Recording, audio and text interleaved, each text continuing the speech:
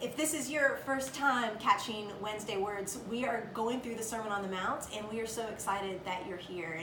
And we haven't even really dove in too deeply yet. In fact, I wanted to set up today talking about who Jesus is speaking to in the Sermon on the Mount. I don't know if you've ever thought about that or not. But at the top of chapter 5, it says this, that when Jesus saw the crowds, he went up on the mountain, and after he sat down, his disciples came to him. And then he began to teach them. And that them is a little confusing because it says that he saw these crowds, but then he goes up on this mountainside and the disciples come to him, and then he begins to teach them. And my question is, well, who is the them? Is it the disciples? Is it the disciples and the crowds?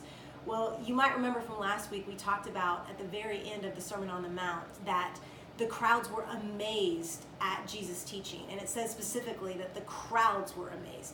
And so I personally believe that Jesus is talking to both. I think he's obviously specifically teaching his disciples here.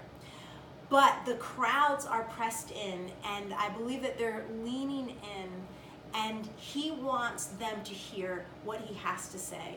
So that's, first of all, who is he talking to? Crowds and disciples. But also, I want us to see the types of people that make up these crowds.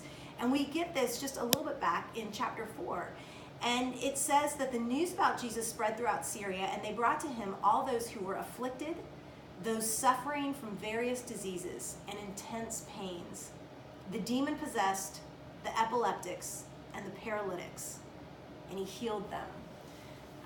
These large crowds of the hurting, these are the people that Jesus comes to announce the accessibility of the kingdom of God to. It's these people, it's the broken, it's the hurting, it is the sick.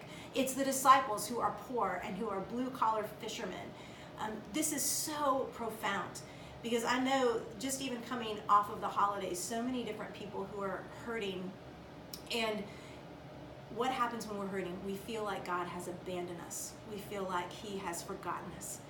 And yet, when you start and you look at the Sermon on the Mount, Jesus comes specifically and he announces the coming of his kingdom and the accessibility of relationship with him to the most hurting, the poor, and the broken.